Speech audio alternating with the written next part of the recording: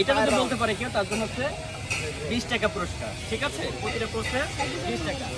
সম্পূর্ণ ভিজে যাওয়া, এটা ইংরেজি।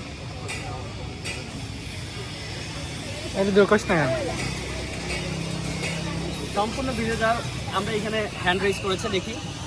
সম্পূর্ণ ভিজে যাওয়া ইংরেজি। Whitely white. Whitely wet. Whitely whitely, পুরোপুরি ভিজে যাওয়া। আচ্ছা। তারপরটা টোটালি ওয়েট। একজন কোয়ালিটি, একজন কমপ্লিটলি, আর একজন টোটালি।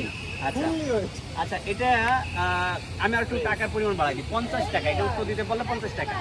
সম্পূর্ণ ভিজে যাও, এটা ইংরেজি কি? কে বলতে পারবে? Properly wet. আচ্ছা, তাকে আরেকটা সুযোগ দেওয়া হোক। Properly wet. Properly wet। আচ্ছা, উত্তর আমরা নিতে পারছি না, দুঃখিত। Full body wet. এটা আপনাদের কাছে কোশ্চেন থেকে গেল।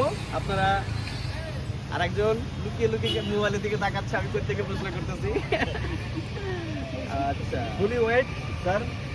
আগে বলা। আচ্ছা, এবার একটা প্রশ্ন। বাংলাদেশ যেহেতু একটা দুর্যোগ প্রবণ এলাকা, তাই না? তার মানে বাংলাদেশে তো ঘন ঘন বন্যা হয়, রাইট? এই ঘন ঘন বন্যা হয়, এটা ইংরেজি। ঘন ঘন বন্যা হয়, এটা ইংরেজি কে বলতে পারবে? আছে? ঘন ঘন বন্যা হওয়ার ইংরেজি কি? কেউ পারবে না? আচ্ছা।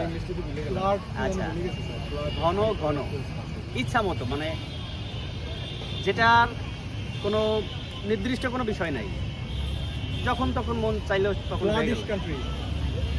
আমি বলছি ঘন ঘন বন্যা, এটা ইংরেজি কি?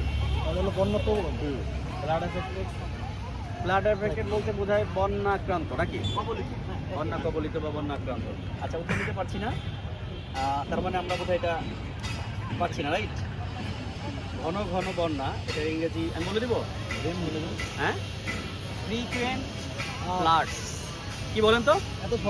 ফ্রিকুয়েন্ট ফ্লাডস অর্থ ঘন ঘন বন্যা, ঠিক আছে?